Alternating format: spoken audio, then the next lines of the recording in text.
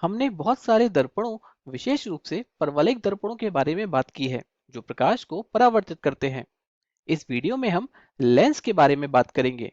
तो लेंस क्या होता है और ये प्रकाश को कैसे संचारित या अपवर्तित करता है। इस वीडियो में हम विशेष रूप से उत्तल लेंस पर चर्चा करेंगे। याद रखें, उत्तल लेंस में बाहर की ओर उभरे हुए गोलीय पृष्ठ होते हैं, जबकि अवतल लेंस में अंदर की ओर वक्रीय गोलीय पृष्ठ होते हैं।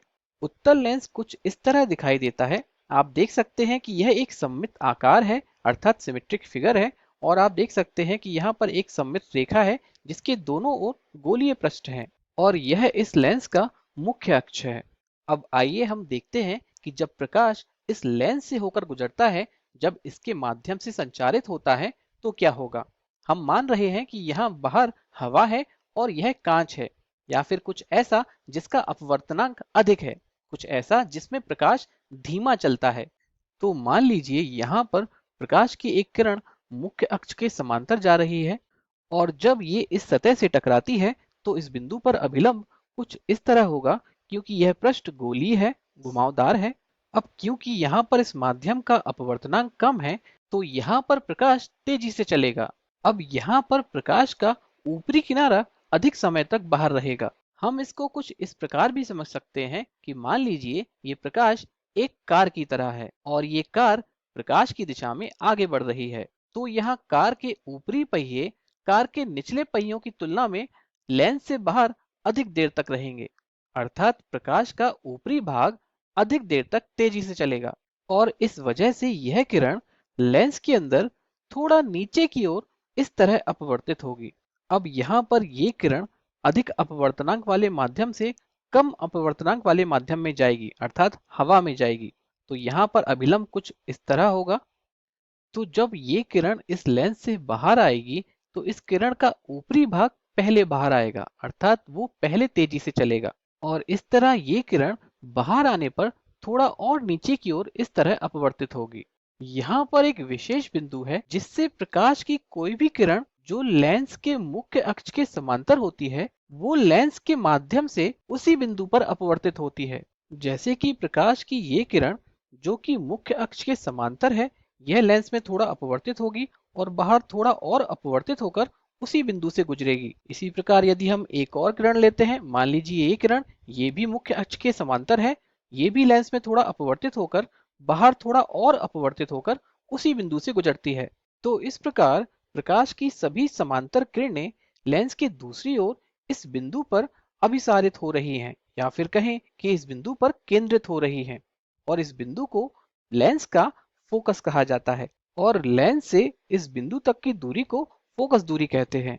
अब चूंकि यह लेंस पूरी तरह से सममित अर्थात सिमेट्रिक है, तो जिस प्रकार बाईं ओर से आती हुई ये प्रकाश की समांतर किरणें लेंस के दाहिनी ओर फोकस पर अभिसारित हो रही हैं, उसी प्रकार लेंस के दाहिनी ओर से भी आती हुई प्रकाश की समांतर किरणें लेंस के बाईं ओर भी किसी बिंदु पर अभिसारित होंगी। उदाहरण के लिए मान लीजिए कि यह प्रकाश की एक किरण है जो मुख्य अक्ष के समांतर है, और यह लेंस में इस तरह अपवर्तित होकर बाहर थोड़ा और अपवर्तित होकर इस बिंदु से गुजरती है। तो यह बिंदु भी इस लेंस का फोकस कहलाएगा। तो इस तरह हम देख सकते हैं कि इस लेंस के दो फोकस हैं। यहाँ पर एक बात और महत्वपूर्ण है, और वो ये कि लेंस द्वारा प्रकाश का अपवर्तन इस बात पर भी निर्भर करता है कि लेंस की मोटाई कितनी है। जैसे कि हम यहाँ पर देख सकते हैं कि यहाँ पर लेंस की मोटाई कम है, जबकि यहाँ पर लेंस की मोटाई अधिक है।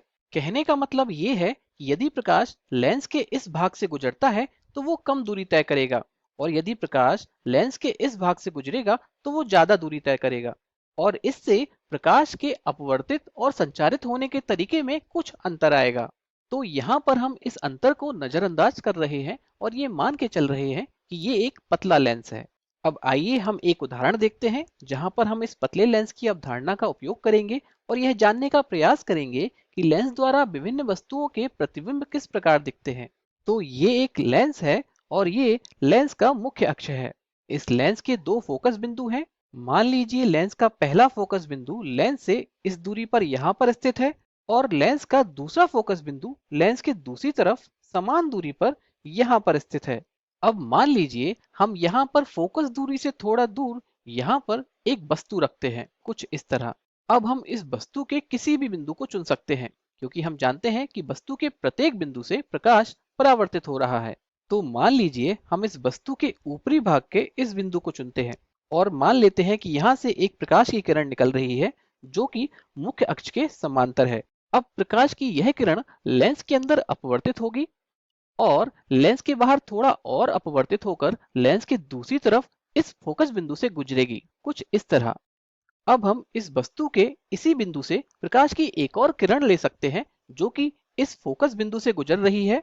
अब यह किरण लेंस के अंदर अपवर्तित होगी और यह लेंस के बाहर आने पर अपवर्तित होगी और मुख्य अक्ष के समांतर हो जाएगी, कुछ इस तरह। और यहाँ पर इस बात को समझना मुश्किल नहीं है कि ऐसा क्यों हुआ। हम जानते हैं कि यहाँ पर ये लेंस सममित अर्थात सिमेट्रिक है। तो यदि प्रकाश की कोई किरण जो कि मुख्य अक्ष के समांतर है दाहिनी ओर से आती है तो वो लेंस के बाईं ओर फोकस से होकर गुजरेगी। इसी प्रकार लेंस के बाईं ओर से फोकस से गुजरने वाली यह किरण लेंस के दाहिनी ओर मुख्य अक्ष के समांतर हो जाएगी। तो जो भी प्रकाश इस बिंदु से इस तरफ से निकल रहा है और लेंस से होकर गुजर रहा है वो लेंस के दूसरी तरफ ठीक इस बिंदु पर अभिसारित होगा और इस वस्तु के इस बिंदु से गुजरने वाला प्रकाश सीधा निकल जाएगा, कहीं भी अपवर्तित नहीं होगा और इस बिंदु से होकर गुजरेगा। तो इस प्रकार इस वस्तु का प्रतिबिंब जो लेंस के दूसरी तरफ बनेगा वो कुछ इस तरह दिखाई देगा। तो इस प्रकार हमें इस उदाहरण में इस वस्तु का एक उल्टा वास्तविक प्रतिबिंब प्राप्त होता है। यह वास्तविक प्रतिबिंब है क्योंकि इस बिंदु पर वास्तव में प्रकाश अभिसारित हो रहा है। हम यहाँ पर किसी स्क्रीन का उपयोग करके इस प्रतिबिंब को प्रदर्शित भी कर सकते हैं। अगले वीडियो में हम ऐसे कई उदाहरणों पर अभ्यास करेंगे और यह ज्ञात करने का प्रयास करेंगे कि यदि वस्तु फोकस बिंदु पर हो या फिर फोकस बिंदु से थोड़ा अधिक दूरी पर हो या फिर फोकस दूरी से दोगुनी दूरी पर हो या फिर फोकस दूरी से थोड़ा कम दूरी पर हो, तो उस समय इस वस्तु का प्रतिबिंब दूसरी तरफ कैसा बनेगा।